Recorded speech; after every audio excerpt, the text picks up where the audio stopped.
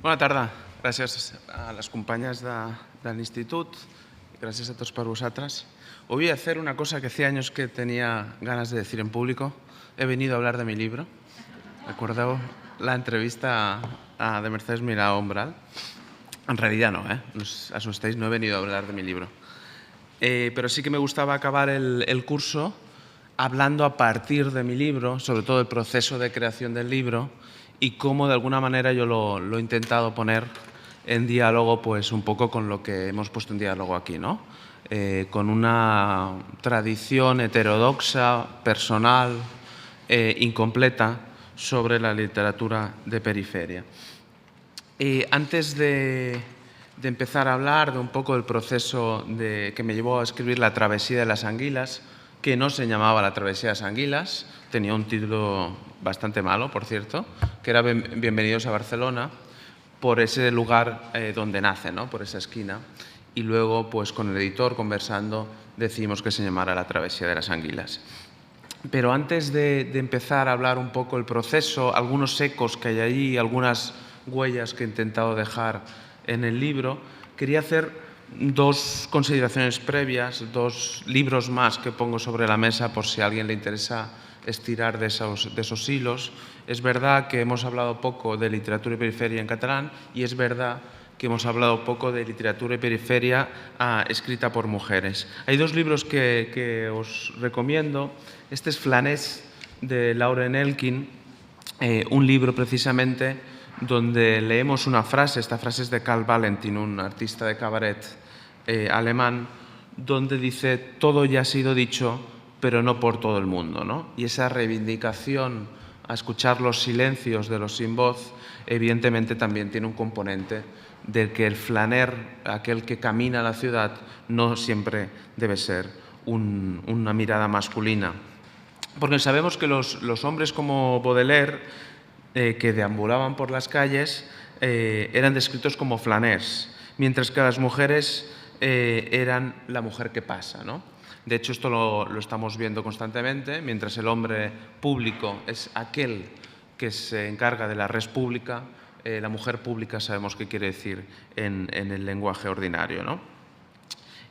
Una mujer sola en la calle siempre tenía que ir a alguna parte, ¿no? Siempre era sospechosa. Tenía que ir a proveer el hogar, tenía que ir a comprar, o si no era prácticamente tratada como una prostituta. De eso se encarga Lauren Elkin, de hablar de esos temas. Hay un libro también que salió en castellano, que es interesante, de Ana María Iglesia, que se llama La revolución de las flaneses. Un poco para recoger esas mujeres que caminan la ciudad.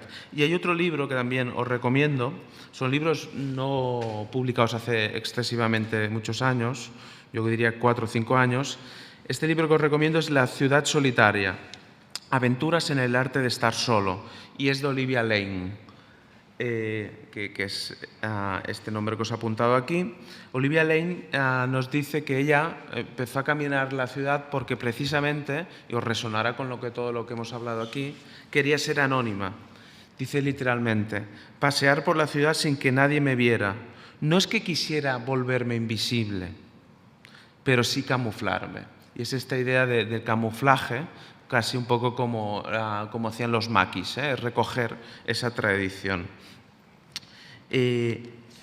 Estos libros, como decía, tienen que ver con conquistar la ciudad, con caminar la ciudad, con la ciudad como un lugar donde siempre está en conflicto, siempre está por conquistar.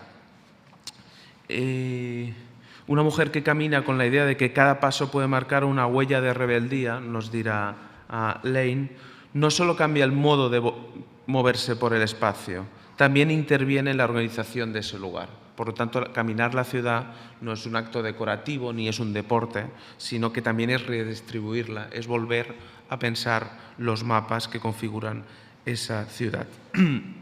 Y Elkin, cuando hacía este libro, lo que buscó fue el término que el otro día salía amb la companya, ¿no? Nos preguntamos sobre el término flanés en femenino, y Elkin, cuando lo busca, empieza a buscar flanese, a ver si existe, dice: es una definición imaginaria, así lo titula el libro, como veis. La mayoría de los diccionarios franceses no la incluyen, y cuando alguno recoge el vocablo, llega a decir Elkin, sobre todo el diccionario Vivant de la lengua francesa, describe un tipo de sofá para recostarse. O sea, el flanés es aquel que camina a la ciudad, la flanese es un sofá para recostarse, ¿no? Hasta ese lugar llega esa discriminación también del lenguaje. Y, por lo tanto, Elkin se pregunta si eso es realmente una broma, ¿no? ¿El único tipo de deambular y curioso de una mujer tiene que hacerlo tumbada? Se pregunta. Bueno, pues el curso iba un poco también de eso, ¿no? De repensar juntos algunos términos. Han salido algunos como flaner, si podemos hablar de flaner en el siglo XXI, si podemos hacerlo desde el límite de la ciudad. Hemos hablado de huella, hemos hablado de elipse, hemos hablado de Barcelona y, como decía, hemos hablado de ciudad. Pero lo que quería hacer hoy era compartir un poco ese proceso de creación, algunas intuiciones que tuve mientras escribía el libro y algunas que me vinieron después. Para mi generación hubo una escuela de mirada imprescindible que no tenía que ver ni con libros, ni tenía que ver tampoco exactamente con cine. Y era un programa de televisión que muchos de vosotras y vosotros recordaréis, que se llamaba La bola de cristal. Yo, cuando miro como un autómata, intento recordar lo que aprendí en La bola de cristal. Es un programa de televisión que muchos pensamos, yo pensaba que había durado un montón de años, muchas ediciones, y en realidad no, en realidad duró 4 años, del 84 al 88, y era un programa que estaba dirigido por Lolo Rico, que falleció recientemente, que era la madre precisamente del filósofo Santiago Albarrico. Y el Santiago Albarrico, muy joven, estaba estudiando filosofía en ese momento, era uno de los grandes guionistas, y algunas de las frases míticas de La bola de cristal son del filósofo Santiago Albarrico. Por ejemplo, cuando veíais la primera parte de La bola de cristal, que se dedicaba a los electroduendes, no sé si os acordáis, siempre se decía aquello de «viva el mal, viva el capital», ¿no? Esa frase es de Santiago Albarrico. Había la gran bruja Avería. Luego había otro espacio, porque eran los sábados por la mañana y ocupaban varios espacios. Intentaban ocupar todas las franjas de edad, de los niños hasta a la edad adulta, ¿no? Y había un espacio que era el librovisor, que estaba presentado precisamente por Alaska, que vemos aquí, y acompañada por Mantequilla. ¿Y quién era Mantequilla? Mantequilla era un detective. Y cuando Ian Sinclair nos decía que hay que mirar la ciudad como un detective, yo decidí en La travesía de las anguilas que los protagonistas, que tienen 14, 15 años, lo que querían hacer era crear una agencia de detectives propia para mirar la ciudad de una forma. El Mantequilla, el gran detective El Mantequilla, luego os hablaré, seguro que lo recordáis, el personaje, el actor muy joven, un niño, porque luego fue el gran Piraña de Verano Azul. Luego había la banda magnética, que era un contenedor que emitía un capítulo de una serie infantil y juvenil. Luego los veremos algunas de ellas. Luego había conciertos y luego había la cuarta parte, donde veíamos la entrevista del Patito. No sé si os acordaréis, pero en aquellos años tan surrealistas de la televisión pública, a Lolo Rico entrevistaba, o alguna, era otra presentadora en ese caso, entrevistaba a una personalidad del momento con un pato al lado. Y por allí pasaron pues desde Pedro J. Ramírez a Fernando Savater, y eran entrevistas que realmente creaban un impacto en la actualidad. Bien, todo esto es un poco lo que yo reivindico como la escuela de mirada. En aquellos momentos había música en directo, y uno de los personajes más importantes que estaban colaborando con Lolo Rico, ella lo había conocido en la movida madrileña, era un chaval súper joven, era Santiago Auserón. Santiago Auserón en realidad no estaba en Madrid cuando lo llama Lolo Rico para La bola de cristal, sino que se va a estudiar filosofía a París, y su profesor, o uno de sus profesores, es Deleuze, Gilles Deleuze. Lo llama Lolo Rico, dice: ven aquí, que estoy haciendo un programa muy, muy loco, y te invito a que empieces antes de Radio Futura incluso, a que empieces a pensar temas y canciones. Y hay una canción que quería poner hoy porque es una canción que aparentemente habla de la niñez y habla de la niñez, pero no como una edad cronológica, y que yo he puesto en la novela, y para mí es la banda sonora de la novela, porque está hablando, es una canción que es Siempre seré un niño, que salía constantemente en La bola de cristal, pero que tiene componentes, en realidad, de lo que Santiago Userón estaba aprendiendo con Deleuze de filosofía. Y es esta canción, espero que os acordéis de ella. Siempre seré un niño.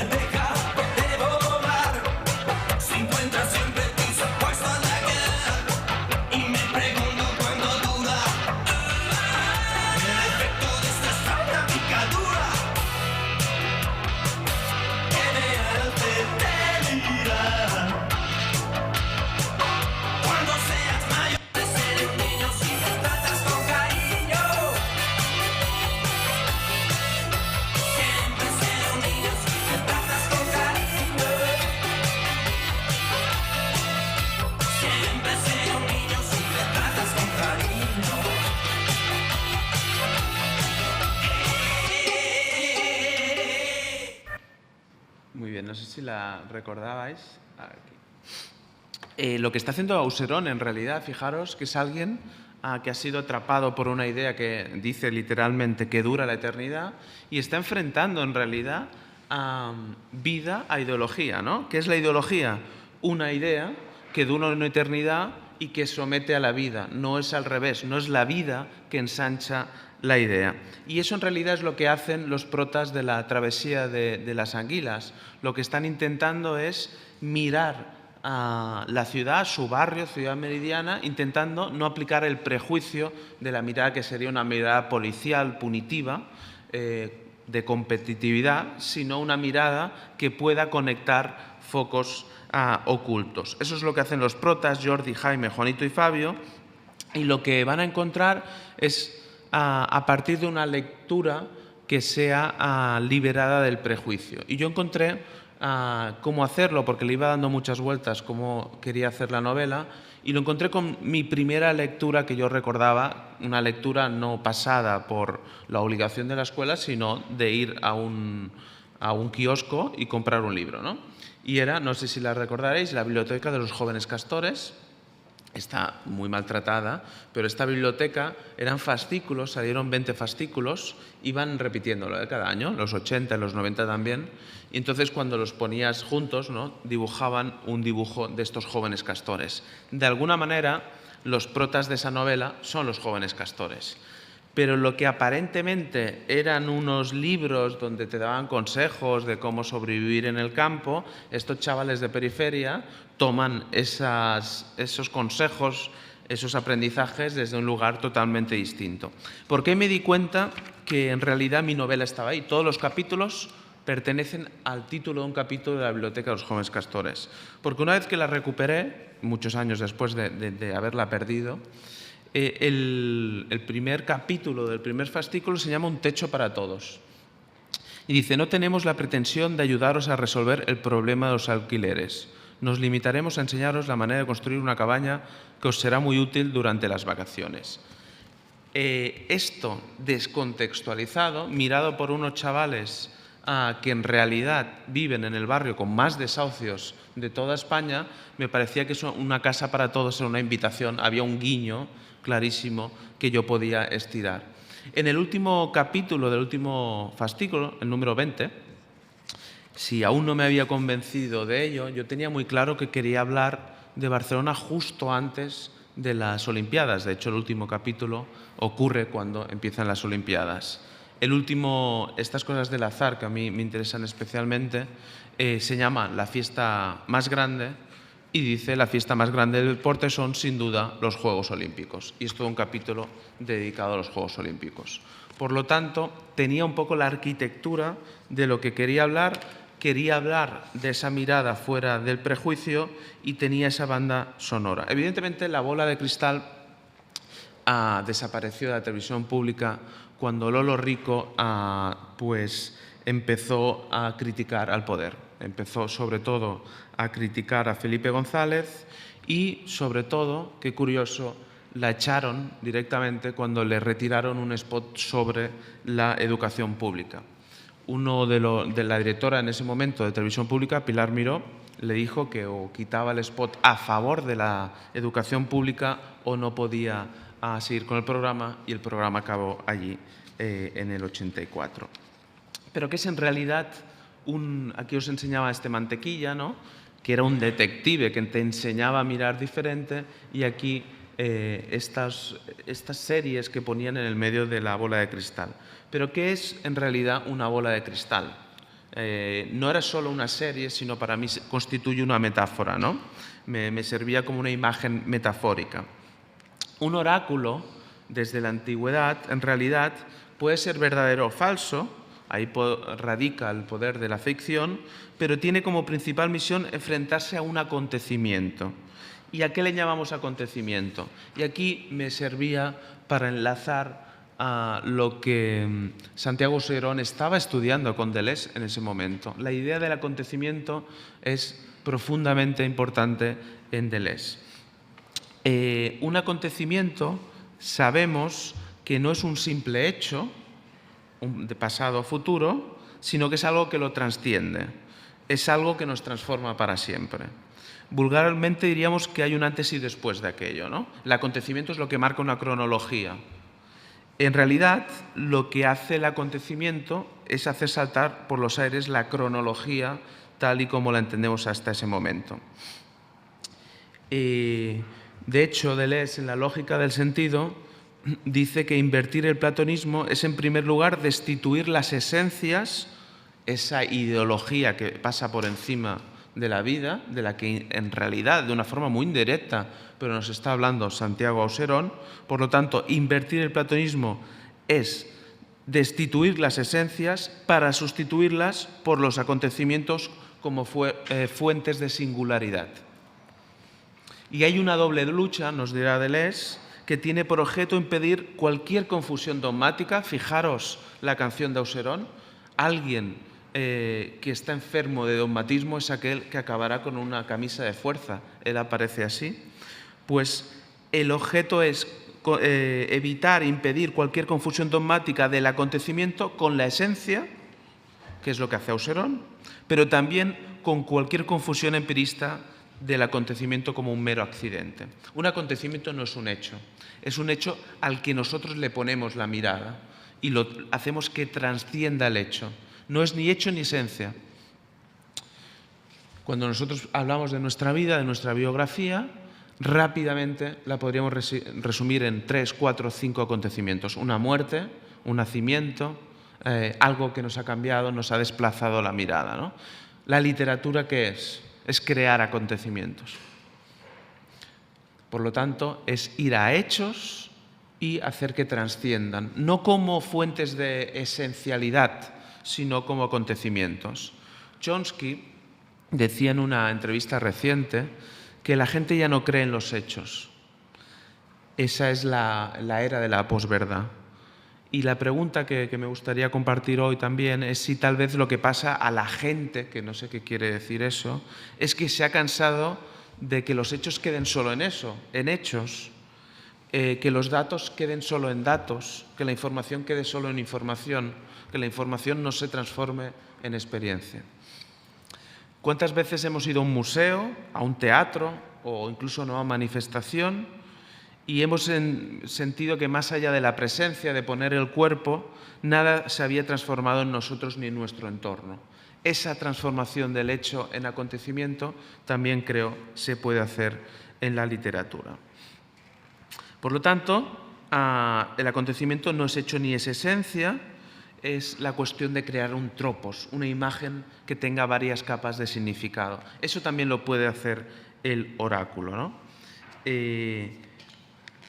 Y si subvirtiéramos ese oráculo, una novela al final es una bola de cristal en ese sentido, y allí viéramos, en vez del futuro, una posibilidad de construir elipses desde el antes y el ahora al mismo tiempo, en vez si mirando el oráculo, en vez de ver el futuro, viéramos el pasado. Decía Mayorga alguna vez que el pasado es más imprevisible que el futuro, ¿no? El pasado llega y nos desplaza cuando menos lo esperábamos.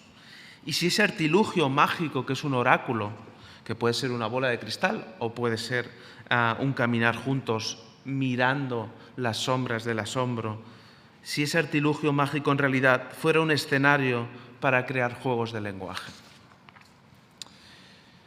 El oráculo al final es un instrumento de predicción y por lo tanto es de un lenguaje que sea antes de lo dicho, es predecir.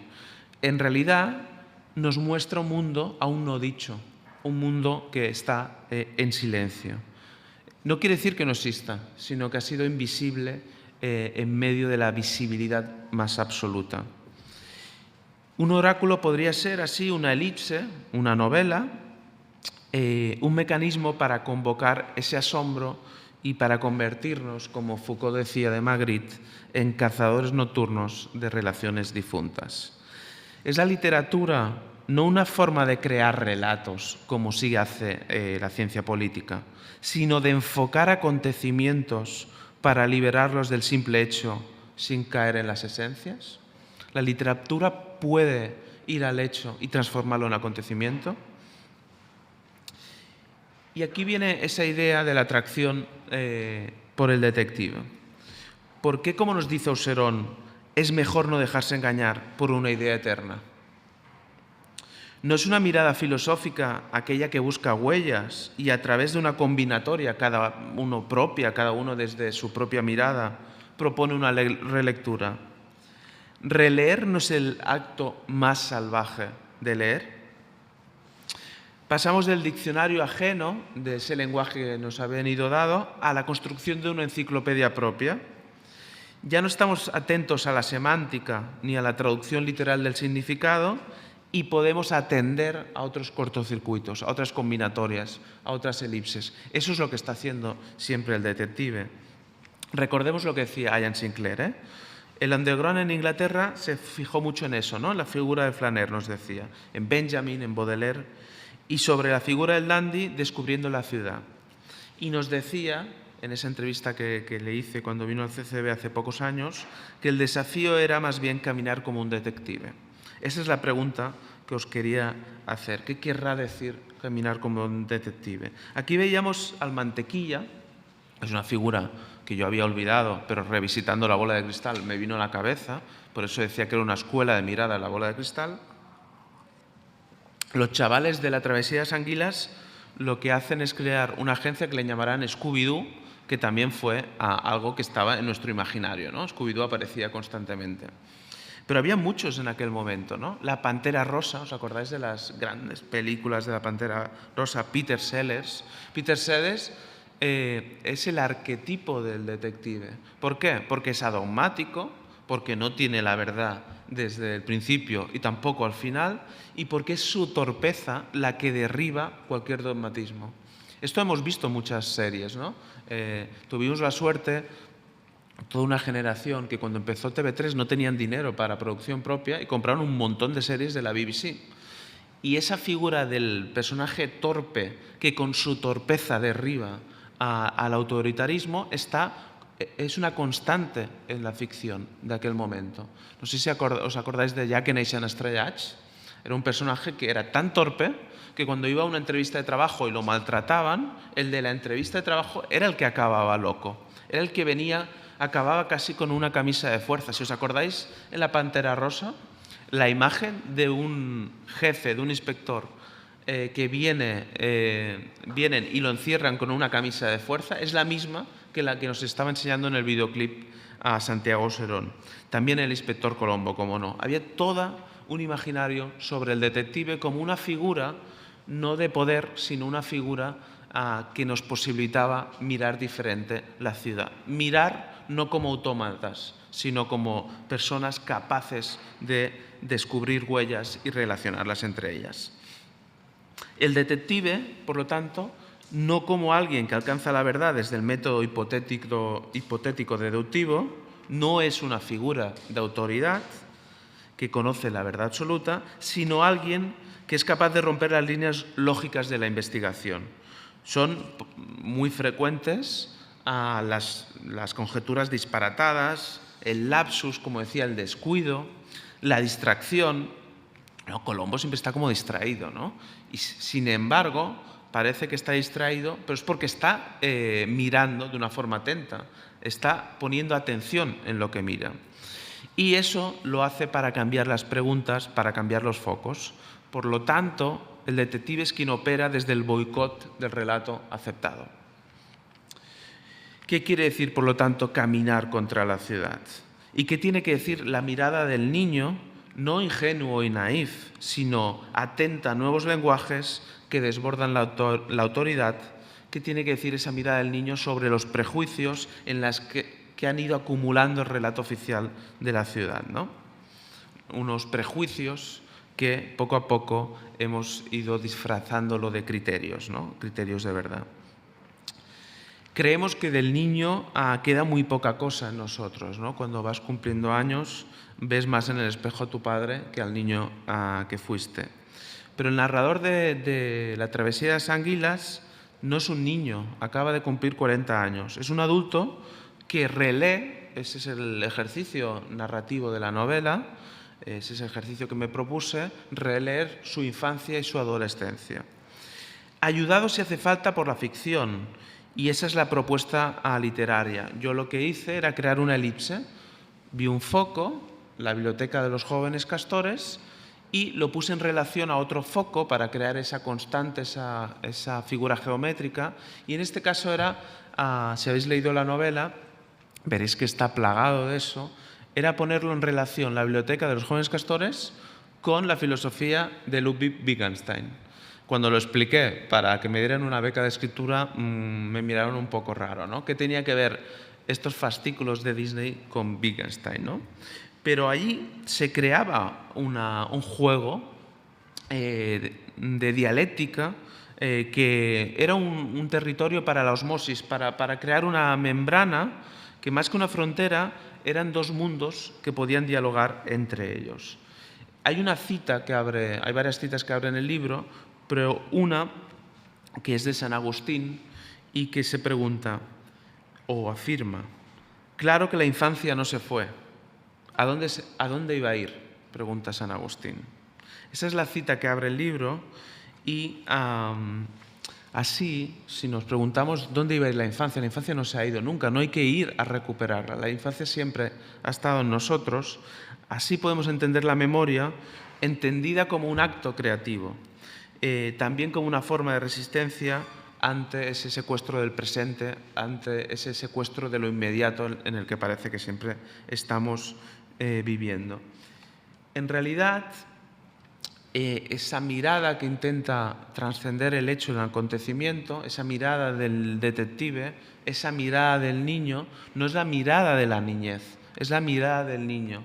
Y eso tiene que ver con una parábola muy bella de Nietzsche, que es la que abre, así habló Zaratustra. Sabéis que Nietzsche habla de la triple transformación del espíritu, ¿no? Un hombre, una mujer que quieran ser libres han de poder transformarse como mínimo en 3 estadios, ¿no?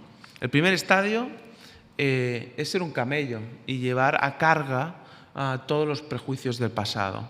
Eso es el platonismo, de eso está hablando Deleuze cuando dice, ojo con el platonismo, hay que invertirlo. Uno lleva como un camello en la mochila los prejuicios del pasado, las miradas del pasado, los relatos aceptados. Hay una transformación primera para romper con eso. El camello ha de convertirse en león. ¿Y el león qué es? El león es el que es capaz de destrozar esos prejuicios, es de decir no. El león impugna una mirada que ha sido heredada de una forma pasivamente crítica. Podría parecer que si nos hemos cargado los prejuicios con los que nos hemos ido formando, ya estaría esa transformación del espíritu. Nietzsche dice que no. Eso es un nihilismo que es absolutamente pasivo, el de la destrucción. Nietzsche nos dice que después de camello hemos de ser leones, pero por último hemos de ser niños, hemos de volver a ser niños. Eso no es una niñez cronológica. ¿Por qué? Porque el león rapaz, dice Nietzsche en esta parábola que abre, así habló Zaratustra, tiene aún que convertirse en niño.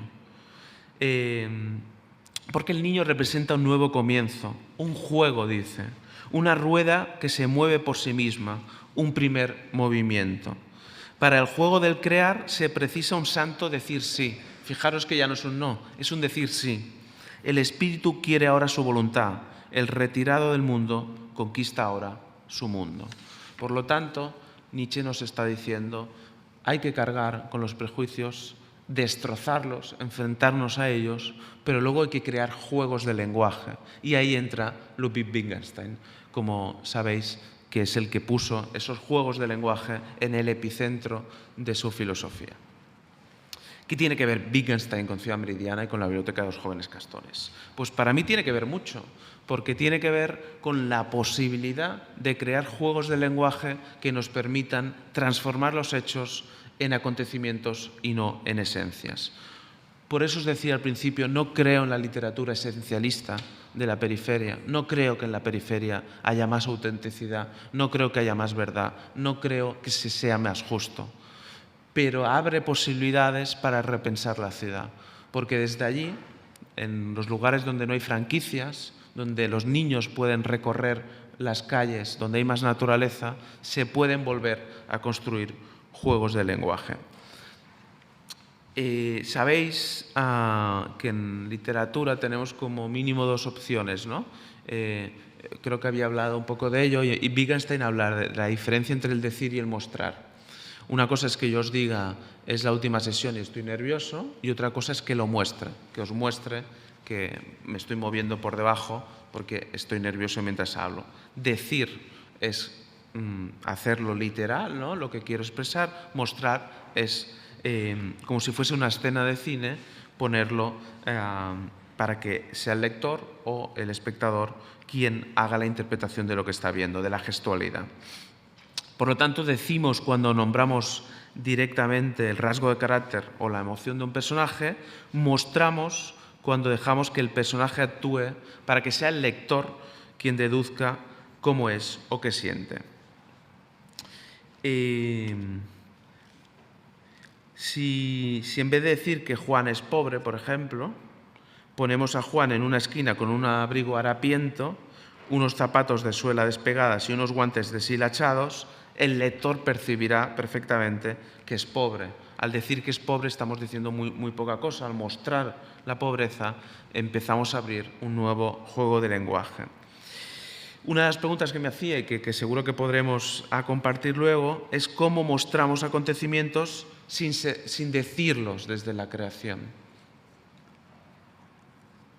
Y eso tiene que ver con algunas de las preguntas que nos hacíamos en las anteriores sesiones, ¿no? Es muy peligroso para mí usurpar la voz de los que no tienen voz. Prefiero que resuenen ecos, huellas, silencios, ¿no? Prefiero mostrar a decir. Creo que una literatura que se basa solo en el decir es una literatura que trata a la memoria como si fuese un ventríloco, ¿no? Y la memoria de abrir preguntas y no a cerrarlas. Como decía, el pensador que mejor ha investigado durante el siglo XX las trampas del lenguaje es Wittgenstein, ¿no? De él es la famosa frase: de lo que no se puede hablar es mejor callarse. Pues eso es una frase que siempre se cita de Wittgenstein, pero que pertenece a su primer libro importante, había publicado alguno más, que es el Tractatus, ¿no? Es un libro del 1921. Para el pensador es fundamental distinguir entre el decir y el mostrar. Y para él, de lo que no se puede hablar es mejor callarse. Por lo tanto, la filosofía, se le llama el primer Wittgenstein, ¿no? El del Tractatus, la filosofía de lo que se encarga es de identificar el límite del lenguaje, de lo que se puede hablar y de lo que no se puede hablar.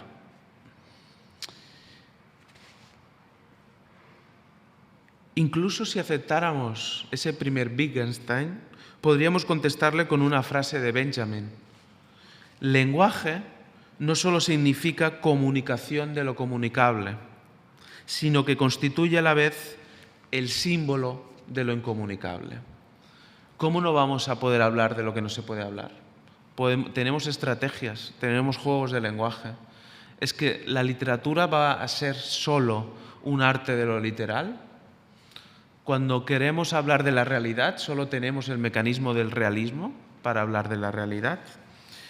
Wittgenstein, que debía ser un hombre en este sentido muy valiente, se da cuenta que ha caído en su propia trampa, y ahí nace el segundo Wittgenstein.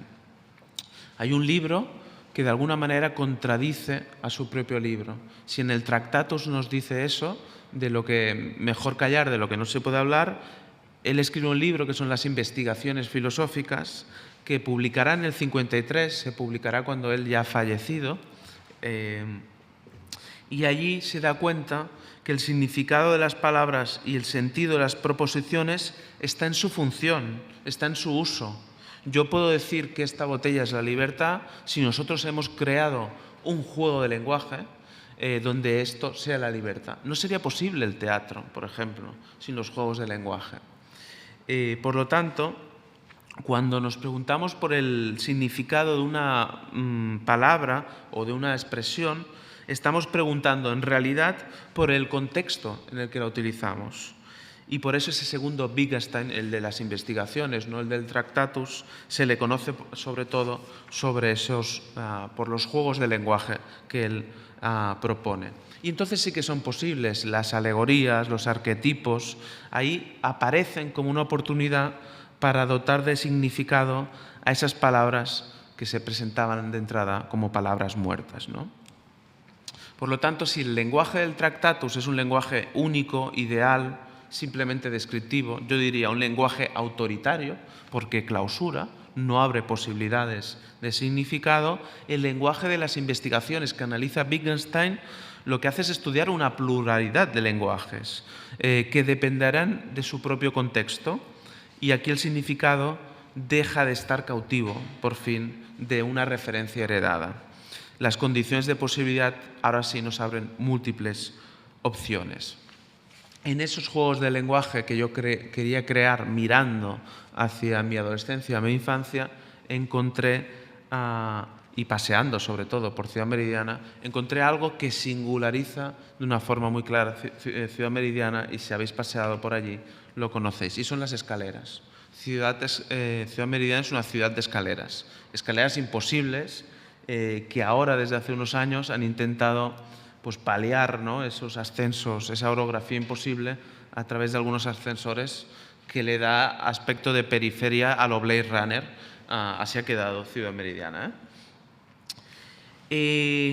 Caminando me empecé a fijar en las escaleras, y como el azar lo ordena todo, cuando volví a casa y releía a Wittgenstein, me di cuenta que la idea de escalera es una idea fundamental en su filosofía.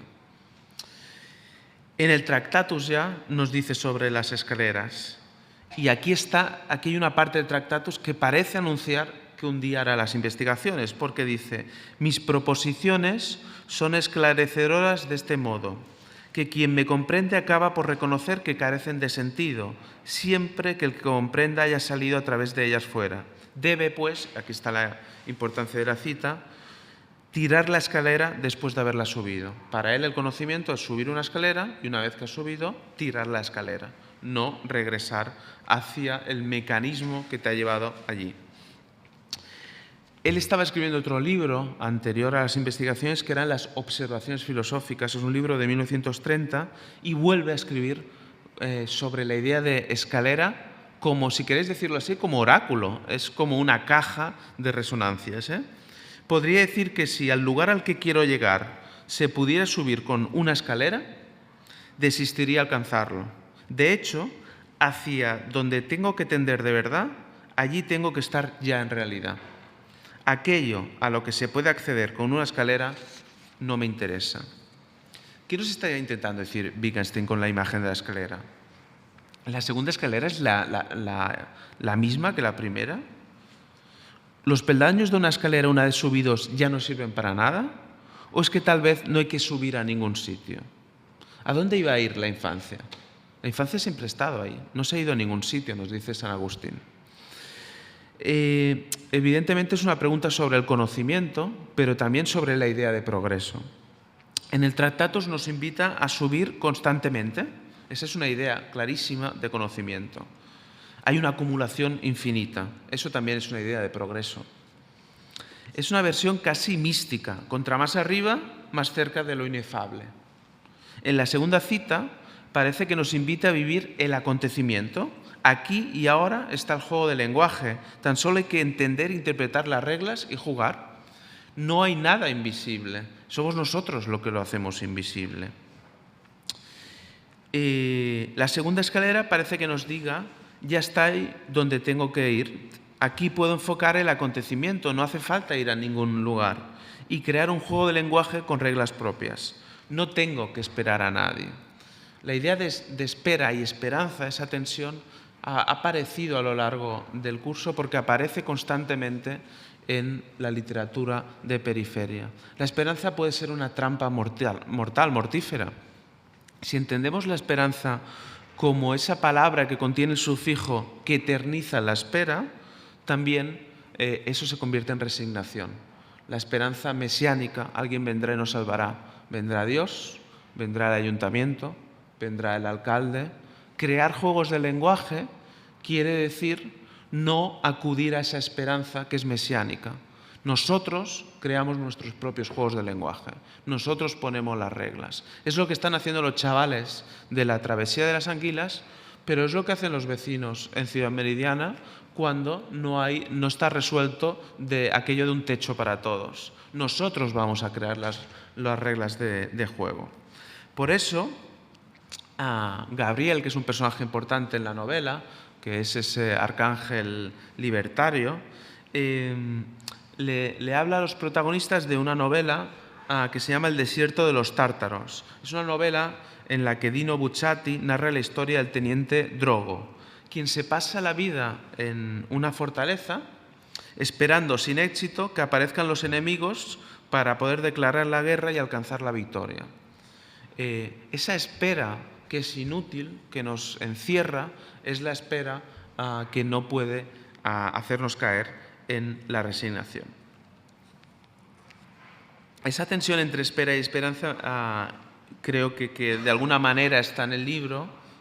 Hay un ensayo magnífico sobre la espera que se llama El tiempo regalado, de una autora alemana, aunque vive en Estados Unidos, se llama Andrea Kohler, y nos dice que la espera puede ser tanto la incertidumbre de la seducción, ese momento del medio, ¿no?, donde todo puede pasar, donde no hay certezas, donde muere el autómata, como de resignación, como decía, ¿no?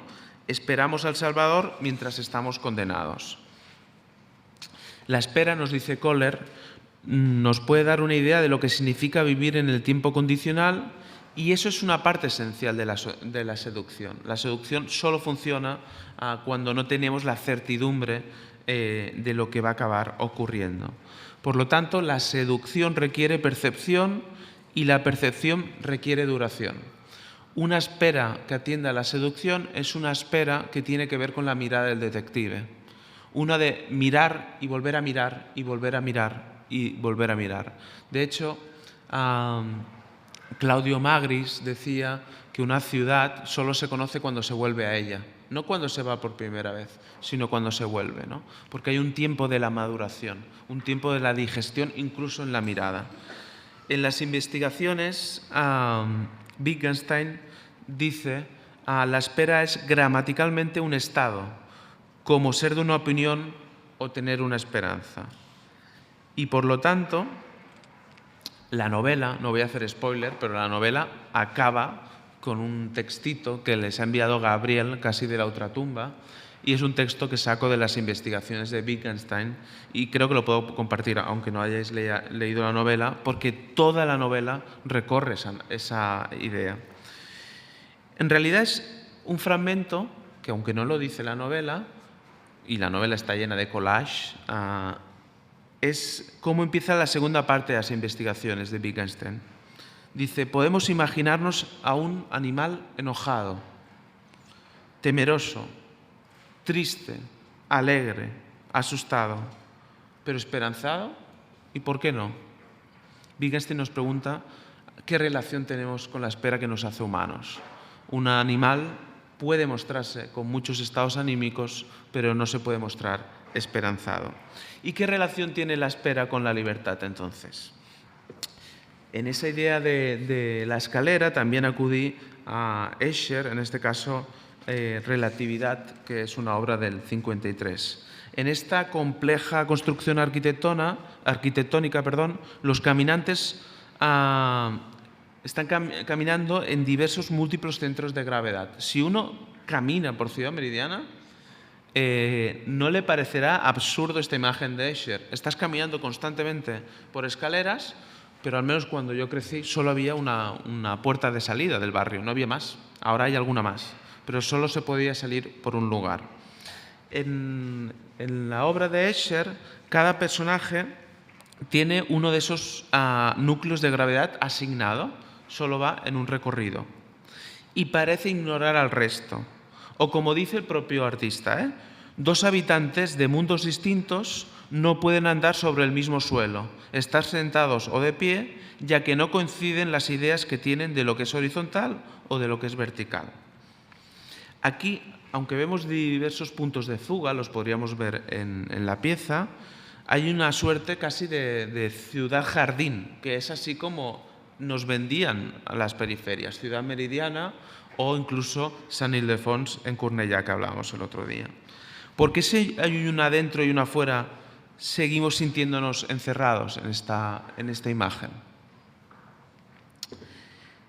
Parece que los personajes estén condenados a recorrer el mismo circuito y una y otra vez. Parece, como os decía Albert Camus en El mito de Sísifo o en las bicicletas estáticas que habíamos visto de Black Mirror, que siempre estamos alimentando a la propia máquina. Albert Camus dice, Sísifo ve entonces cómo la piedra desciende en algunos instantes hacia ese mundo inferior desde el que habrá de volver a subirla antes hasta la cima y bajarla de nuevo a la llanura. Sísifo me interesa durante ese regreso, esa pausa, dice Albert Camus. Esa pausa es la espera condicional. En la pausa cualquier cosa puede pasar. Esta hora, que es como una respiración, dice Albert Camus en ese libro del mito de Sísifo, y que vuelve tan seguramente como su desdicha, es la hora de la conciencia. Es en ese momento de la espera, Benjamin dirá en el momento del aburrimiento, donde podemos ser conscientes que el itinerario puede ser muchos itinerarios posibles. Podemos romper la cadena de montaje en la que nos han insertado. El obrero actual, dice Albert Camus, trabaja durante todos los días de su vida en las mismas tareas y ese destino no es menos absurdo. Pero no es trágico, sino en los raros momentos en que se hace consciente. La clarividencia que debía constituir su tormento consuma al mismo tiempo su victoria. Cuando se da cuenta el obrero que está encadenado, es cuando se hace libre, en realidad. No hay destino que no se venza con el desprecio. Toda la alegría silenciosa de Sísifo consiste en eso. Su destino le pertenece. Cuando los personajes de Escher se dan cuenta que pueden caminar juntos, es cuando se destruye la clausura. Cuando los vecinos de Ciudad Meridiana se dan cuenta que el miedo y la vulnerabilidad puede ser compartida, pueden empezar a ocupar pisos sin sentirse culpables ni delincuentes. Hay muchas formas de subir una escalera. Cortázar siempre nos recuerda que no solo se sube de una manera.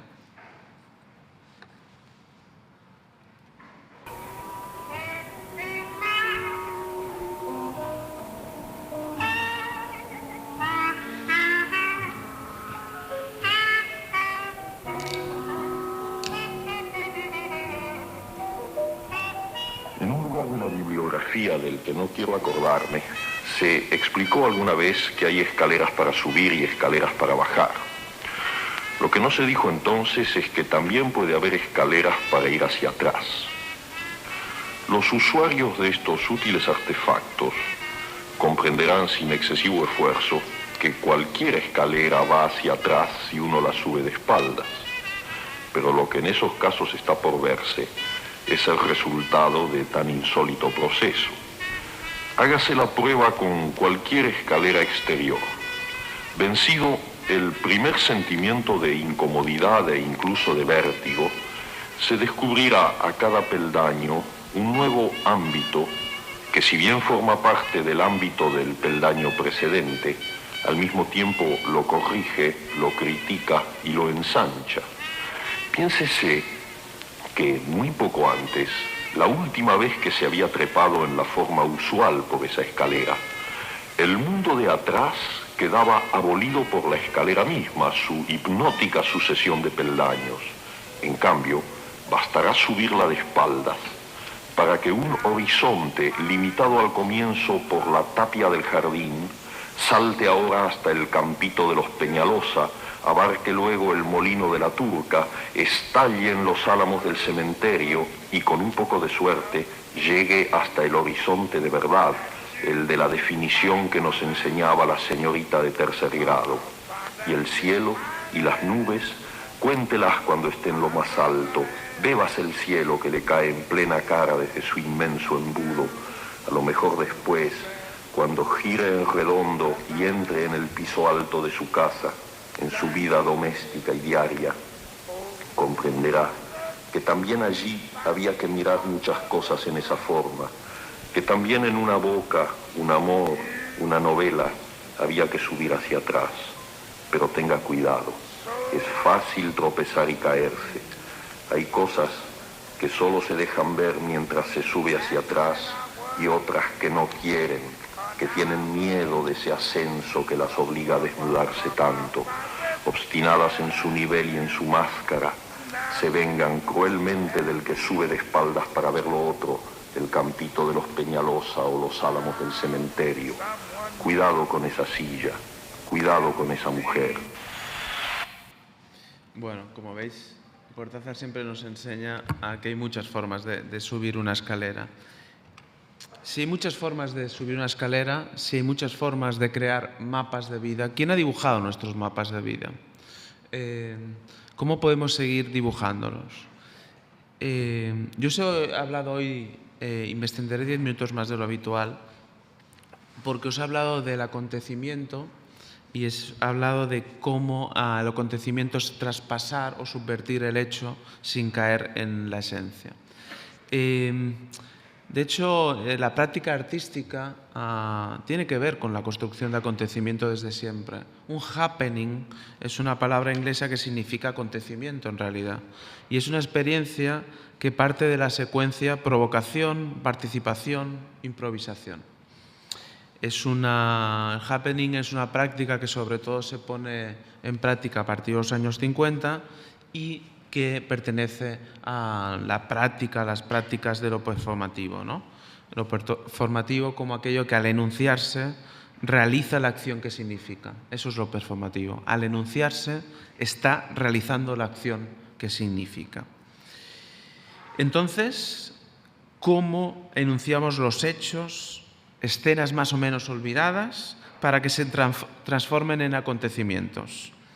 ¿Qué relación hay entre el decir y el mostrar que nos permite la literatura? Lo habíamos hablado en un debate del peligro, precisamente, de convertir un hecho en una esencia, ¿no? Usurpar la voz.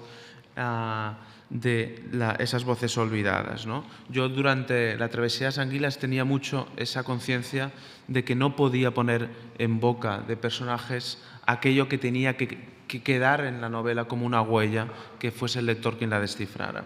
Yo os quería hablar de happenings que no ocurren en museos de Nueva York, sino que ocurren en las periferias y que todos y todas seguro que conocéis.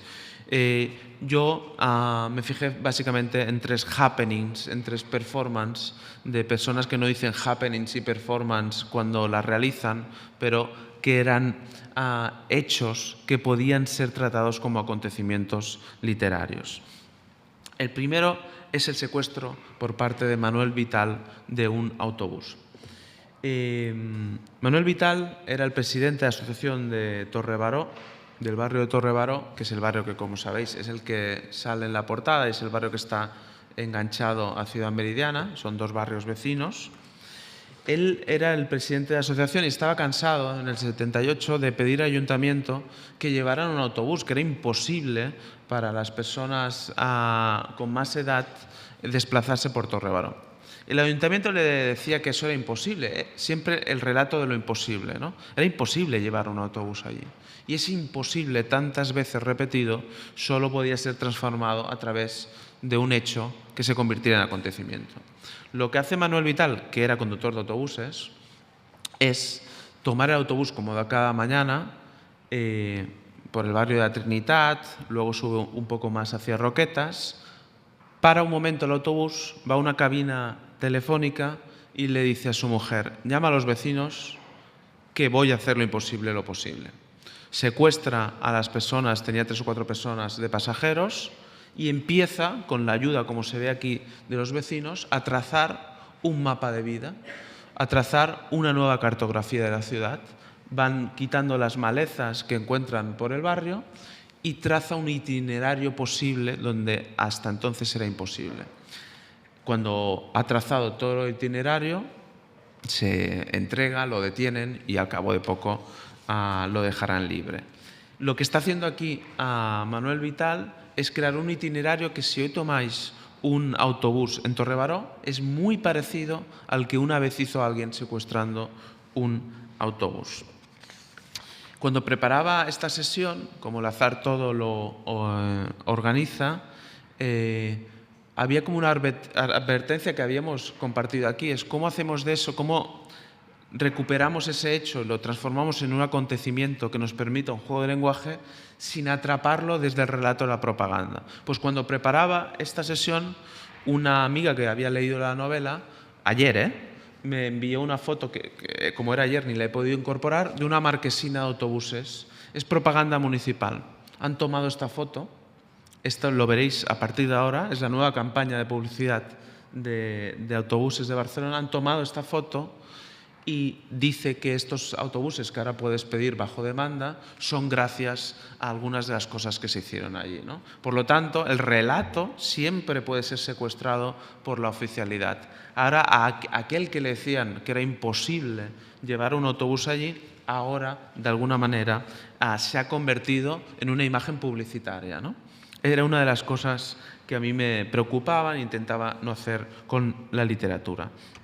Otra performance, esta mucho más actual, es el corte de las carreteras que están haciendo desde hace tiempo los vecinos de Ciudad Meridiana. Le llaman la romería contra los desahucios y van cantando, ¿no? Es esta romería que veis aquí, tiene una señal de stop desahucios. Van cantando que la Virgen de los Desahucios esté con nosotros esta tarde y un piso caiga, ¿no? Después de estas romerías, normalmente ocupan algún piso que dedican a San José Ocupa, ¿no? ¿Cómo creamos una política que sea creativa y que vaya más allá de las pancartas? Estos happenings, estos acontecimientos que se están creando hoy, ya se creaban cuando se creó precisamente Ciudad Meridiana, que se crea a finales de los años 60. Yo me fijé en uno especialmente, podríamos hablar el de Manuel Vital, pero en el 73 Ciudad Meridiana, como sabéis, se hizo rico o ganó mucho dinero creando ese barrio sin servicios básicos, Samaranch. Y una vez que Samarán salió de allí casi corriendo, el barrio empezó a tener, como tenía mucha suciedad, tenía muchas ratas. ¿Qué podían hacer los vecinos? Crearon un happening, crearon la cacería mayor de ratas. No había ningún periodista, no había prensa que fuese a interesarse por los problemas de ese barrio. Tenían que crear una cierta performance para salir en la prensa. Y gracias a la cacería mayor de ratas del 73, era una gincama donde tú te podías presentar y quien atrapara a la rata mayor ganaba un premio. De hecho, yo he conocido al ganador del primer concurso, que ganó con una pieza de más de medio kilo de peso y ganó 500 pesetas. Habían 2 premios Accessit y eran de 250 pesetas. Esto, que parece casi una burla del propio barrio, en realidad salió en muchísimos diarios de tirada nacional. Estaban hablando de un hecho y lo estaban convirtiendo en un acontecimiento. Hablar de las ratas, hablar de esos problemas de salubridad, me permite, para ir cerrando, hablar de un libro que, por suerte o por desgracia, porque la situación lo ha querido así, se ha vuelto a releer muchísimo. Es La peste de Albert Camus. Albert Camus en La peste, que es una novela del 47, relata cómo primero aparece una rata en la ciudad, esa rata muere y, de alguna manera, ahí se genera una epidemia parecida en algunos puntos a la que estamos sufriendo, ¿no? Pero lo interesante que hace Albert Camus en La peste es mostrarnos cómo el absurdo, y aquí vemos un happening absurdo, ¿no?, desborda el control establecido. El ayuntamiento sabe qué hacer cuando le pones una pancarta y gritas. No sabe qué hacer cuando construyes una performance donde enseñas las ratas tan maravillosas que hay en el barrio. Eso también se ve en La peste, de alguna forma. En La peste vemos que esa sociedad asediada por la nueva pandemia cierra sus puertas, es un sitio cerrado, y esa incomunicación lleva a una dicotomía que vemos en La peste de Albert Camus, que es falsa. Es la dicotomía entre seguridad o libertad. La hemos visto. Nos decían desde el principio que o había seguridad o había libertad. Las dos cosas al mismo tiempo no podían ser. Lo que vemos en La peste de Albert Camus, lo que vemos en Ciudad Meridiana, lo que yo he intentado de alguna manera narrar en La travesía de las anguilas, es que volver a estar solo puede ser una invitación a la autoorganización. Las ideologías, nos dirá Albert Camus, caen con la peste, caen con la pandemia. Toda categoría que nos separa deja de funcionar y, por lo tanto, esa autoorganización, cuando alguien la han desahuciado, deja de funcionar. Si uno va a una asamblea de personas que están buscando piso para no dormir en la calle, verá que da igual si eres gitano o has venido de Senegal. Puede ser la comunicación un poco más compleja, pero las ideologías han caído. Esas ideologías que cantaba en realidad Auserón caen. La mirada es la mirada de un niño, es darse cuenta que somos vulnerables y que cuando nos juntamos, esa vulnerabilidad se hace otra cosa. No la superamos, pero se hace otra cosa. Nos ayuda a esa autoorganización. Por lo tanto, el miedo al virus, nos dirá Albert Camus, o nos paraliza, o todo lo contrario, nos recuerda nuestra dignidad. Eso es lo que hay en La peste de Albert Camus. Y ese narrador de La peste, que es el doctor Rieu, al final del libro se descubre como el narrador, dice, bueno, he sido yo quien os he narrado esto, fui el que descubrió los primeros casos de esta pandemia, y termina así. Dice, esta narración aquí termina por no ser de los que callan. Parece que esté hablando a Wittgenstein, ¿no? Parece que no se puede hablar de algunas cosas y, sin embargo, sí que podemos hablar. Se termina por no ser de los que callan, por eso se ha hecho el narrador, para testimoniar en favor de los apestados, para dejar, por lo menos, un recuerdo de la injusticia y de la violencia que les había sido hecha y para decir simplemente algo que se aprende en medio de las plagas. Y esta es una de las frases más importantes de La peste. Eso que se aprende en medio de las plagas de la pandemia es: hay en los hombres más cosas dignas de admiración que de desprecio. Un hecho, la peste, él se fija en una pandemia que ocurrió en Orán en el siglo XIX, él lo ha convertido un hecho en un acontecimiento. Sin la narración de este Rió, de este doctor que es el narrador de la novela, tan solo hubiesen sido hechos y hechos olvidados. El doctor desafía al primer Wittgenstein, aquel que nos dice que callemos ante lo que no se puede hablar. Escribe precisamente por no ser de los que callan, para testimoniar en favor de los apestados. Y así terminamos también el curso, consciente de que todos lo somos potencialmente, de que todos lo vamos a ser en algún momento, apestados. Algún momento lo hemos sido o lo seremos, pero también podemos ser narradores. Y esta es una invitación a que nos convirtamos en ello. Muchas gracias y ahora sí, hay tiempo para el debate.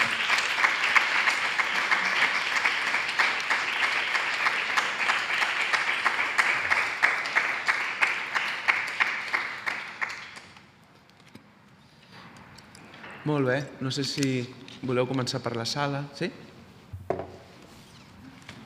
Hola, buenas tardes. Bueno, los cursos, el último no asistí, pero sí que tengo unas vivencias muy claras también, como las que tú has vivido con los barrios, en la ciudad meridiana. Por ejemplo, en Santa Coloma, el barrio Lloreda era la zona residencial, que luego no fue, y así se iban construyendo los barrios. El hecho que comentabas del autobús, por ejemplo, en el barrio de Pomar, en Barcelona, ahí se quemaron autobuses porque quitaron la línea y el mismo pueblo salió, bueno, los mismos vecinos y las mujeres por delante, y quemaron 2 autobuses y se restableció la línea. Entonces, visto esto, yo veo que en los años 70 y tantos y 80 y tantos, yo había visto en la población una valentía a la hora de afrontar problemas municipales, problemas que te atañaban a tu vecindad. E incluso cuando de jovencito, yo estaba aquí en las Ramblas con pelotazos de goma de lo que lo llamaban los grises antes, ¿no? Quiero decir que yo veo ahora, hoy día, que se ha perdido un poco aquella valentía que había antes, porque antes te enfrentabas al poder también, te enfrentabas al alcalde, te enfrentabas y tal, pero entonces los vecinos se ponían por delante, ponían a las mujeres por delante, pero los hombres estaban allí. Y yo entiendo que en las periferias, que han habido muchas variaciones, hay muchos ejemplos de defensa, pero yo encuentro que a día de hoy, ¿qué te diré? Vamos a derribar este bloque y vamos a fabricar aquí y echamos a estos vecinos de aquí y no pasa nada. Quiere decir que esa valentía que había antes, yo encuentro hoy que no está, que somos más conformistas, que si nos dicen que nos vayamos, nos vamos. La esperanza se vende muy fácil, es muy gratuita, ¿no? Y entiendo que estos tiempos, tanto en un sitio como en otro, todo lo que era la periferia de Barcelona, se batallaba y se luchaba con pocos medios, se hacía esa pequeña fuerza hasta que la alcaldía de alguna forma le daba una solución. Hoy día no, hoy día el alcalde manda y tú te callas y todo el mundo se conforma, ¿no? Quiere decir que en muchos puntos, no es una generalización, no esto, pero que sí que encuentro que antes se cortaban más carreteras, se cortaban más para defender cosas, y hoy encuentro que no encuentro esa actividad o esa fuerza que había antes, ¿no? Pero es interesante, porque tiene que ver con la idea de esperanza. Yo cuando he visto que sí, que hoy aquí en Barcelona hay actos profundamente radicales de los vecinos, es precisamente cuando llega la desesperación, cuando la esperanza no forma a un muro de contención. Y es triste que tenga que ser cuando llega la desesperación, cuando no hay esperanza en que alguien nos lo solucionará. Pero yo lo he vivido porque he vuelto muchísimo a Ciudad Meridiana para escribir y para estar en una conexión más fuerte con el barrio, y puedo asegurar que se juegan el cuerpo cada semana, porque además los desahucios que siguen ocurriendo, que van a seguir ocurriendo, los convocan a la misma hora para dividir los vecinos, y por lo tanto hay gente que está pues juzgada, perseguida judicialmente por parar muchísimos desahucios, gente incluso que vive en el barrio y que no tiene un problema de vivienda. Yo he visto casos muy potentes de gente que no creo que sean valientes, y esto daría para otro curso, pero a mí me gustaría dejar la pregunta para que toda la retomemos. ¿Qué diferencia la valentía del coraje? Yo creo que tienen coraje, no que son valientes.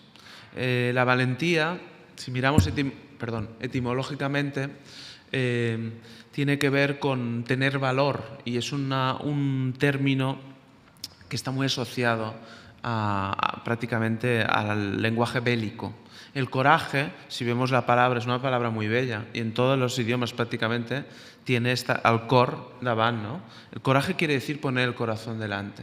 Es un tipo de valentía que ya no es de bravura, es una valentía de dignidad. Y solo cuando nos indignamos nos damos cuenta que la indignación simplemente viene dada porque nos damos cuenta que somos dignos como seres humanos. La indignación no es solo rabia, es una rabia que proyecta sobre nuestra dignidad, ¿no? Pero no sé, creo que hay más preguntas, las vamos recuperando, o comentarios, no cal que sean preguntas. Bueno, sí, yo quería hacer una reflexión porque me ha parecido interesante lo que has dicho sobre la literatura como un acontecimiento que trasciende el pasado y el futuro, porque bueno, me ha recordado el discurso que hizo García Márquez cuando le dieron el Nobel, y que hablaba sobre la idea, bueno, la poesía como modernidad y como presente. Y decía un poco que la poesía tenía que ser como un presente que debía recuperar las ruinas del pasado para construir a partir de ellas un futuro de modernidad. O sea, es decir, hablaba como de la poesía como un presente que actúe como una conjunción entre el pasado y el futuro. Y entonces, respecto a la pregunta que has hecho, he pensado que a lo mejor hablar o escribir como detectives es fijar esta mirada en un presente concreto para que la literatura haga de puente entre los acontecimientos pasados y futuros. Un poco eso. Muy bien, muchas gracias. Hay también un discurso que te interesará, si te interesan estos temas, el discurso de recepción del Nobel de Octavio Paz, que se dice algo.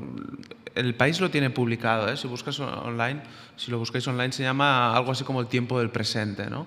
Y es esta idea de contraponer el presente a la actualidad, que son dos nociones muy distintas, ¿no? El presente de alguna manera contiene el pasado y contiene la proyección de futuro. La actualidad simplemente es una potencia, ¿no? Si pensamos como la teoría del movimiento de Aristóteles, ¿no?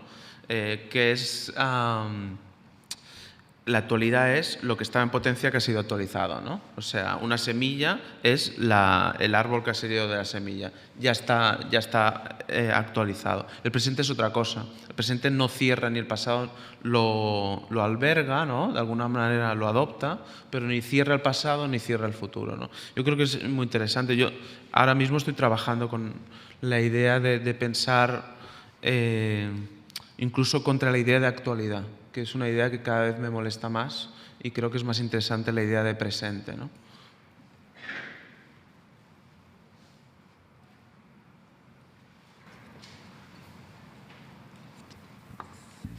Disculpa, otra curiosidad que tenía, y es que a diferencia de los años 70,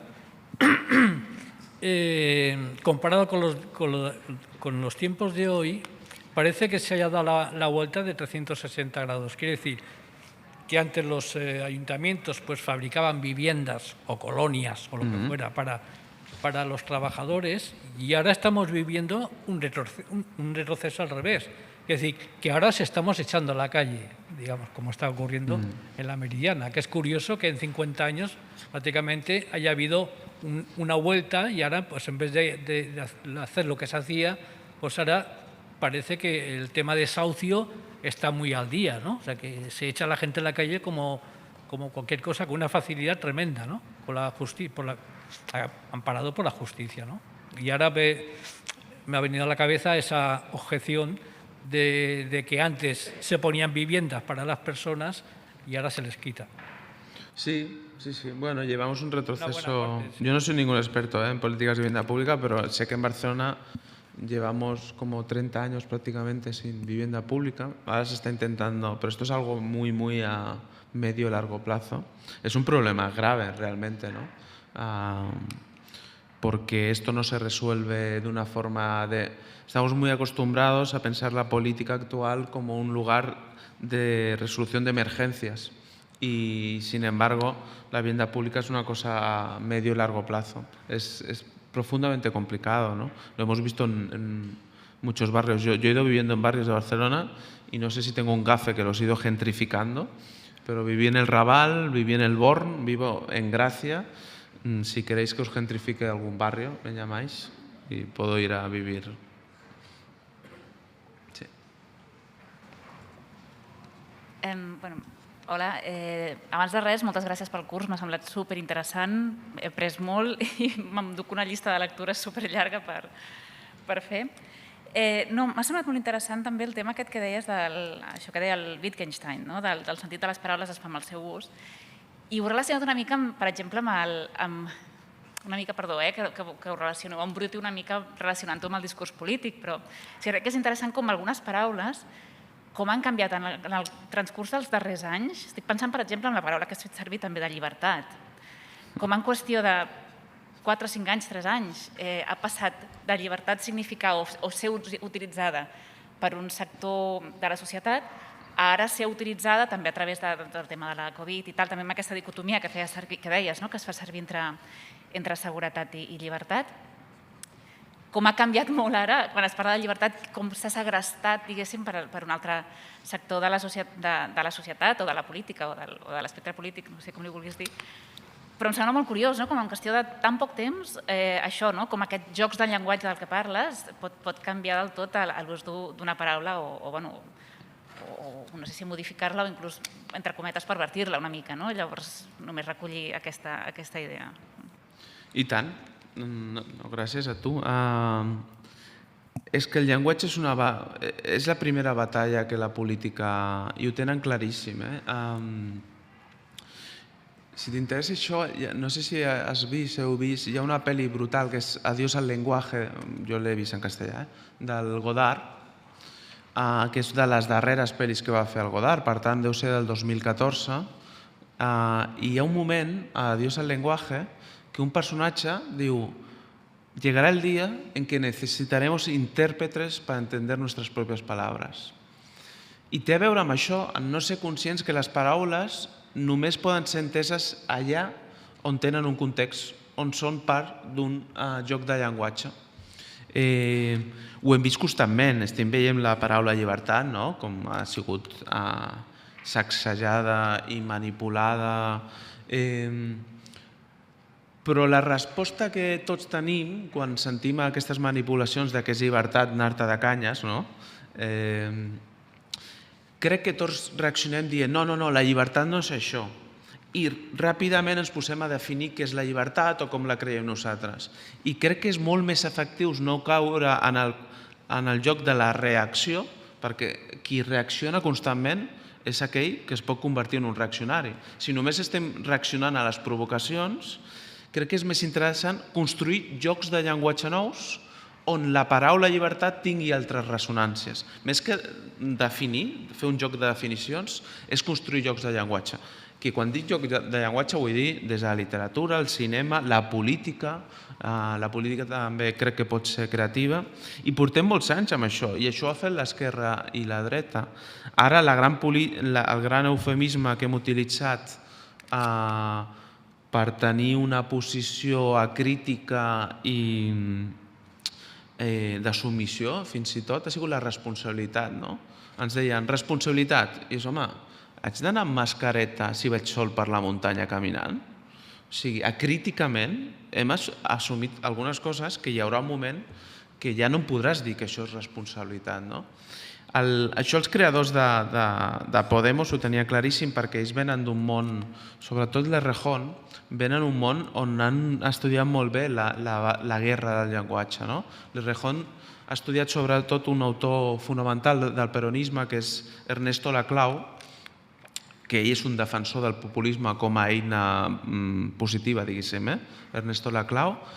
I Ernesto Laclau té un concepte fonamental quan parla d'aquesta lluita pel llenguatge, que és el significante vacío. Què vol dir significante vacío? És trobar una paraula que creï una caixa de ressonàncies que tothom l'utilitzi com quelcom positiu o com quelcom negatiu, però que denota o connota l'enemic polític, però que ningú la pugui definir del tot.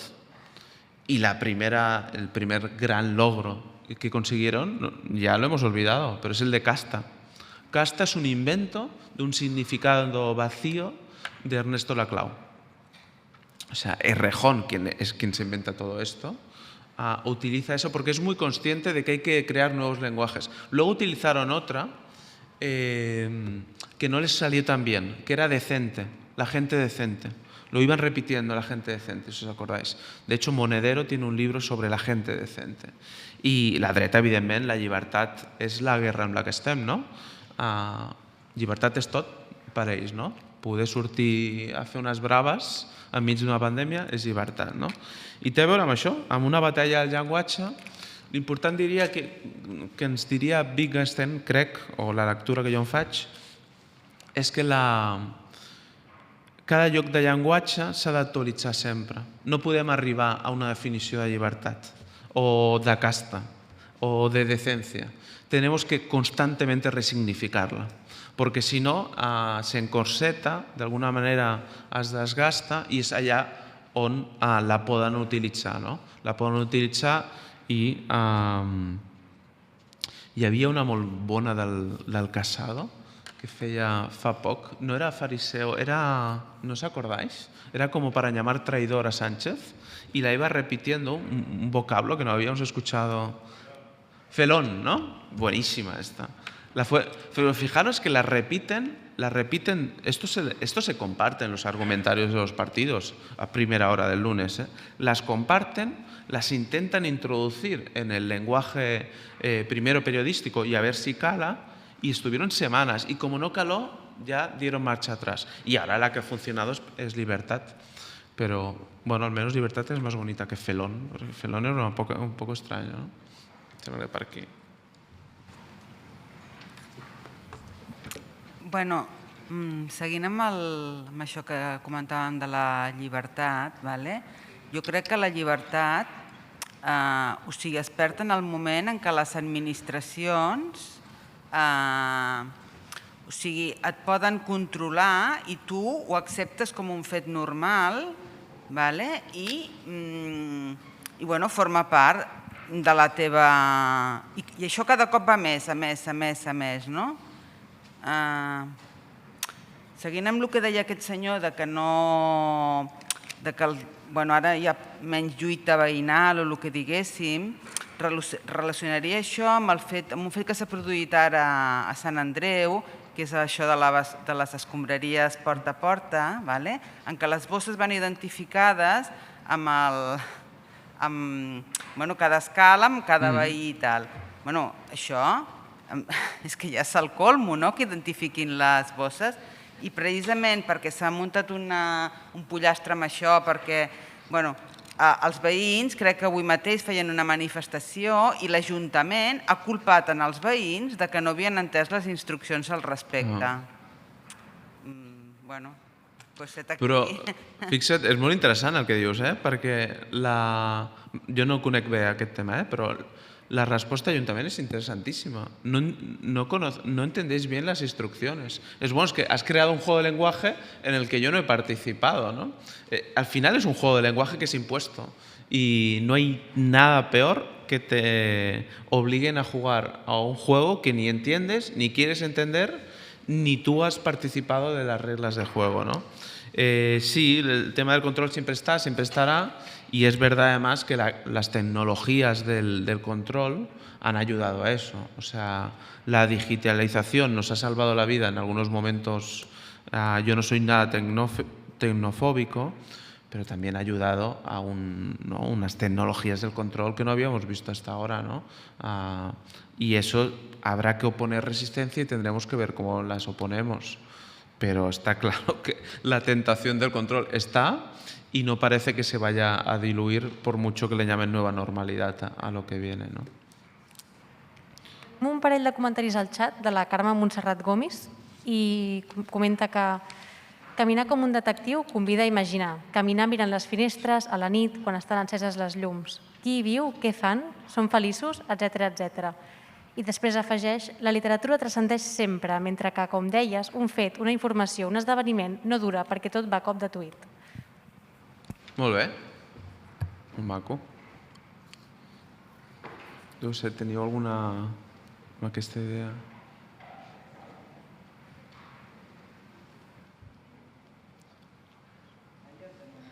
Sí, tenim una aquí. Fem els dos, si voleu, i així recuperem. És molt maco el que deia la companya i aquesta idea de caminar de nit, que també l'havíem perdut, no? Uns dels plaers que estem recuperant és caminar de nit. No, és molt ràpid. Bueno, moltes gràcies pel curs, ha sigut fantàstic i un plaer estar aquí. Sobre això del significante vacío de la clau, hi ha un documental que es diu La classe valiente o Classe valiente o alguna cosa així, bastant interessant, que justament el que fan és això, creen el concepte aquest buit de classe valiente i bueno, li intenten donar un significat que a més com ells el que fan és no li donen cap significat i el que volen és com veure cap on deriva tot això. I bàsicament el que, bueno, surten com molts experts parlant, surt l'Errejón, surt el Lakoff també i com molts experts que parlen del tema i està interessant. Classe Valiente es diu? Classe Valiente. Sembla que està filming i ja està. Molt bé, gràcies. No, jo no el conec. És molt interessant perquè aquesta lluita vindrà del llenguatge, es farà més crua. Crec que per aquí teníem un company.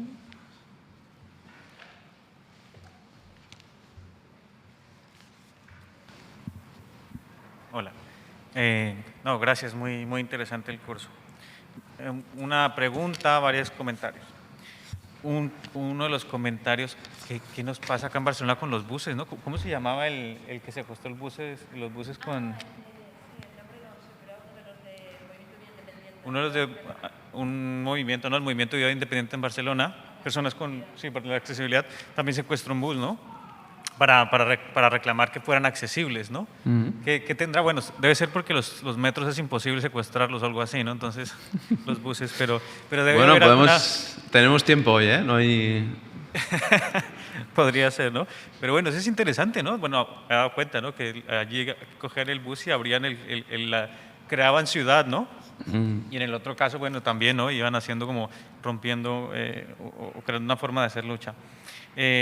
La pregunta es muy interesante cómo reconstruyes, cómo escribiste la novela, ¿no?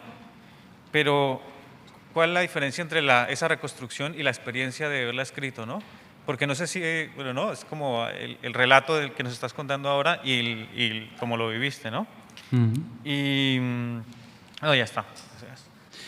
Bueno, con muchas dudas la escribí. Es una novela muy corta, os he explicado todo esto y es una novela de 100 páginas. Creo que he escrito más sobre la novela que de la novela. Con muchas dudas, siempre me acerco a los procesos de creación porque no sé resolverlos. Y no sé si los he resuelto cuando he acabado tampoco. Para mí, los diferentes trabajos que hago se parecen mucho, aunque aparentemente no se parezcan en el periodismo. Para mí siempre tiene que ver con una pregunta, o que me hago o que tengo la suerte de poder hacer entrevistas y hacerles. El teatro es la encarnación de una pregunta, es ponerle cuerpo a una pregunta. Y una novela también es una pregunta en forma de conflicto, ¿no? Y yo tenía esa pregunta de cómo narrar esos escenarios que yo había vivido a los 14, 15 años y cómo narrarlos desde un presente. O sea, no como algo nostálgico, yo tenía muy claro que no quería hacer algo nostálgico, sino como esa narración pudiera dialogar con el presente. Y por eso el primero y el último capítulo son justo antes del referéndum del 2017, el referéndum sobre la independencia de Cataluña, ¿no?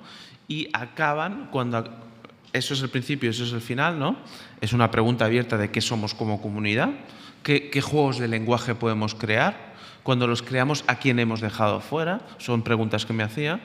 Y creo que la construcción de la novela es, de alguna manera, para ver que esas preguntas son del pasado y que no están resueltas. Y que no están resueltas no es un problema, sino que se van como actualizando, ¿no?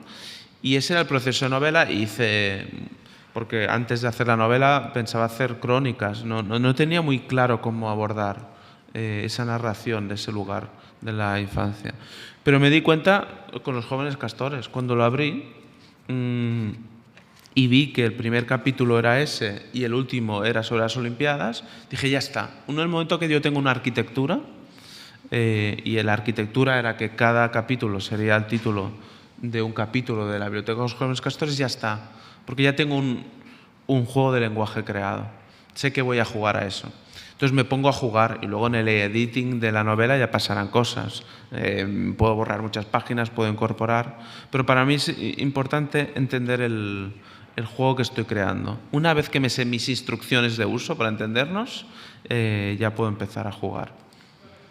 Sí, puede ser que sea un relato y tiene que ver con una idea como yo entiendo la escritura. Para mí la novela no acaba cuando la novela ha acabado, ¿no? La novela lanza preguntas y yo aquí comparto algunas. Espero que con la lectura generen otras. Un happening, sí. Un poco ha sido un happening, sí, totalmente. Sí. Bueno, jo també et volia agrair el curs, que realment penso, una mica sumant-me als comentaris d'altres persones, que ha estat apassionant, per tant, felicitats i gràcies. I de fet m'ha interessat tant que jo tenia anotada una pregunta una mica mundana, però que veient que portes totes aquestes notes redactades, etc., si hi ha algun tipus de plantejament futur de que això pugui després publicar-se, perquè sé que alguns cursos de l'institut després han acabat desembocant en llibres, per tant, una primera pregunta en aquest sentit, però després ara, escoltant una mica la reflexió d'aquest company i la teva resposta, parlàveu d'aquests processos de creació, etc. He recordat una frase de l'anterior sessió que de fet em va agradar molt i sacsejar una mica fins i tot, on parlaves que tenim com dos caps en el procés creatiu, el cap, diguéssim, aquesta dimensió de l'artista en què has de deixar brollar la teva creativitat, etc., i un cap del crític, que és el que controla, etc. I això em queda molt clar en els processos de creació artística, literària, dramatúrgica, etc. Això és molt evident, però tenint en compte que també tens altres tipus d'escriptura, periodística, fins i tot de reflexió més filosòfica, etc., jo volia preguntar-te aquesta doble dimensió, que de fet, quan els que ens dediquem a escriure les vius, encara que no estiguis elaborant un producte de ficció literària o, saps? Per tant, aquesta doble dimensió, com la vius quan estàs escrivint textos no necessàriament literaris, etc. I com lidies, com ho gestiones, perquè certament és molt complicat, crec jo, quan estàs amb altres tipus d'escriptura, l'escriptura necessàriament et requereix, encara que sigui una escriptura més acadèmica, d'una creativitat perquè realment tingui un valor afegit i aportis el millor de tu mateixa, però hi ha escriptures que potser no permeten tant deixar brollar aquesta part. Però llavors, una mica la pregunta anava per aquí. Com gestionar això quan estem en escriptures no necessàriament literàries? La resposta breu seria ho porto malament. No, ho porto malament perquè quan estàs intentant ser creatiu entra el bitxo ascensor i et diu però quina estructura estàs seguint? Quina arquitectura hi ha darrere? I a l'inrevés també passa, no?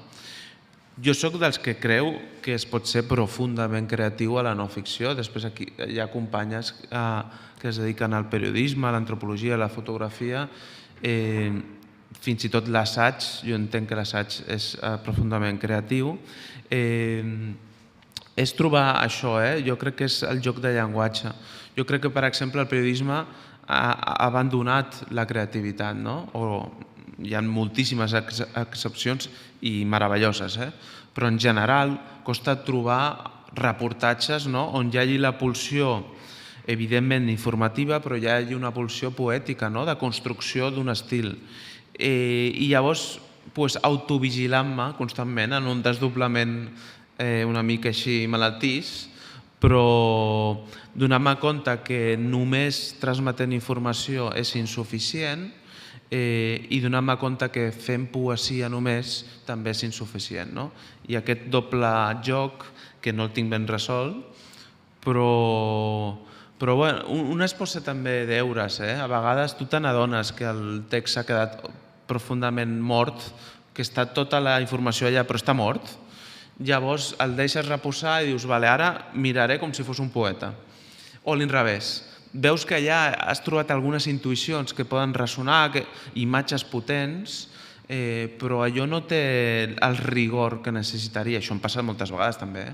Doncs reposar-ho i agafant el telèfon i trucant a l'Albert editor i que vingui ell i ho solucioni. I fent una mica de joc d'això, de desdoblar-me tot el que pugui. No és fàcil, però crec que si en prens consciència ho pots arribar a assolir. I sempre amb aquesta idea de joc. És, vale, jo he jugat aquí, ara em falta l'altra part. Però aquesta és la invitació, això no està resolt mai i una de les coses que no sé qui ho deia, però es preguntava què és ser un escritor.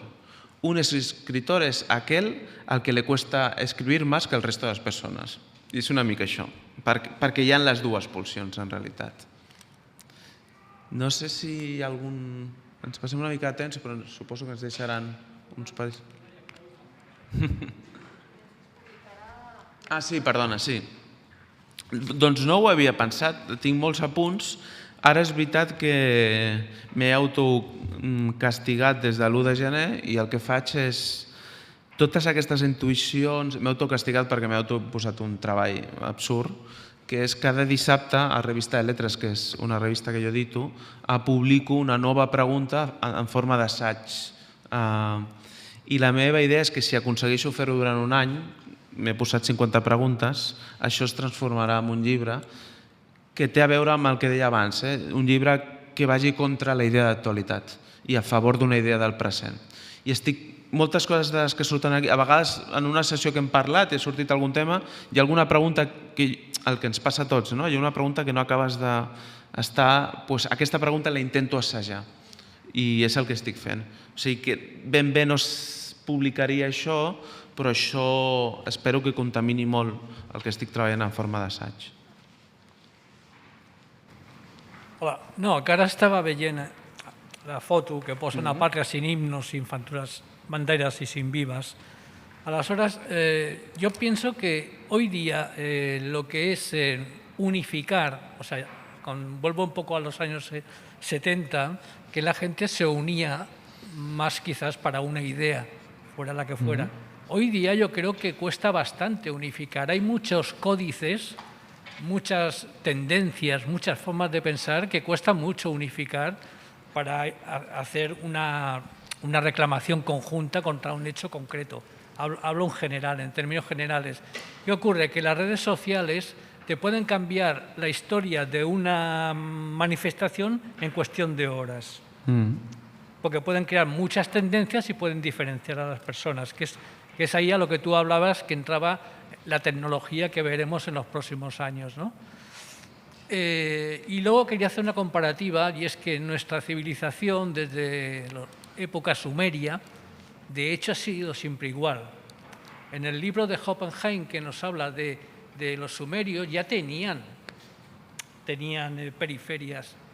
Los que venían a trabajar a las poblaciones los apartaban y les pagaban menos y los ponían a bien afuera. Entonces, yo hago mi reflexión, es que esta civilización desde hace 13.000 años prácticamente está funcionando igual, en el medievo, en la Edad Media, en la Edad más reciente. Pero ahora yo pongo un ejemplo en el libro que te he enseñado antes. En Australia, una civilización de 65.000 años de antigüedad, no tenían leyes, no tenían dioses, no tenían nada y vivían perfectamente unidos. Tampoco era una civilización avanzada. No se les conoce guerras, ni dioses, ni leyes, ni reyes, ni mandamases. Y vivían en perfecta armonía. Entonces, Y a veces mi pregunta, un poco anecdótica, me hago, digo, bueno, ¿de dónde hemos salido nosotros que desde que nos conocemos o desde la historia más común, pues está llena de dioses, de guerras, de problemas y problemas y más problemas, cuando hay una civilización que no los tenía, ¿no? Es una simple reflexión, pero sí que encuentro que hoy día unirse las personas con una sola idea lo veo bastante complicado, por la misma tecnología de la que somos manejados. No sé si alguna... Recuperem algunes intervencions i podem anar tancant, si us sembla bé. No, yo respecto a esta reflexión que propone el compañero, sí que creo que estamos en un momento en el que el individualismo está muy presente, pero tenemos muchísimas experiencias de gente unida. Bueno, he hecho aquí un poco de recopilación rápida, empezando por el 15M, del que ahora se celebran 10 años, el Fridays for Future, ¿no? Y todo el movimiento de Greta Thunberg, Extinction Rebellion y demás, la PA, aquí en Cataluña la gente que se moviliza por el procés contra las sentencias y demás, y sí que creo que a lo mejor son movimientos que son distintos a los que había en los años 70-80, porque el contexto obviamente es distinto y estamos dentro de un contexto muchísimo más tecnológico, pero sí que tengo la sensación que hay cosas movimientos muy interesantes que están tomando las calles y que están tomando las redes, todo el tema de tecnopolítica está ahí. Ahora mismo creo que a las 4 había una editatona, una mega editatona en el Canódromo, liderada por Patricia Orrillo, por ejemplo, para poner a las mujeres en Wikipedia, y creo que se están haciendo un montón de cosas. Esta es mi reflexión. Molt bé. És una cita de Joan Fuster, un defensor absolut de la llengua. Vull dir que quan diu una pàtria sense himnes, sense vives, no vol dir sense identitat. Fuster ho defensava mal. Jo crec que el problema aquí és la paraula pàtria, que ve de pater, i sempre hem parlat de fraternitat, i ara, amb una batalla pel llenguatge, estem aprenent també a parlar de nou. Podem parlar de fraternitat, però també podem parlar de sororitat, i no cal que parlem sempre de pàtria. No sé si podríem parlar de màtria. Dues coses una mica amb el que dèieu, no? Esa idea de Albert Camus, que no es alguien naïf, no es alguien precisamente que sea cómodo para el poder, pero en La peste nos recuerda eso, ¿no? Algo se aprende en medio de las plagas. Hay en los hombres más cosas dignas de admiración que desprecio. Yo creo que eso lo hemos aprendido, ¿no? Cuando había una brecha generacional brutal, ha habido muchísima gente joven que ha salido a ayudar a las gentes más vulnerables durante la pandemia. Y una última cosa, cuando hablamos de la relación con el otro, Kapuscinski se pregunta, creo que había salido alguna vez aquí, ¿no? Dice, siempre nos hemos relacionado con el otro, y tiene que ver con lo que comentaba el compañero, a través de 3 posiciones. Uno, la guerra, donde lo aniquilamos. El otro es el muro, donde nos aislamos, ¿no? Lo estamos viendo también, es verdad, estos días, en el caso de Ceuta y Melilla. Y el otro es el diálogo. Guerra, muro y diálogo. Yo creo que nos podríamos ir preguntándonos qué otro estadio, qué otras formas de relación podríamos inaugurar que fuesen más allá de la guerra, del muro y del diálogo. I això era el que intentava hacer durant aquestes sessions. Us ho agraeixo molt als companys de l'Institut per la invitació i per facilitar totes les qüestions tècniques. Y nos vemos caminando y nos vemos en la calle. Moltes gràcies.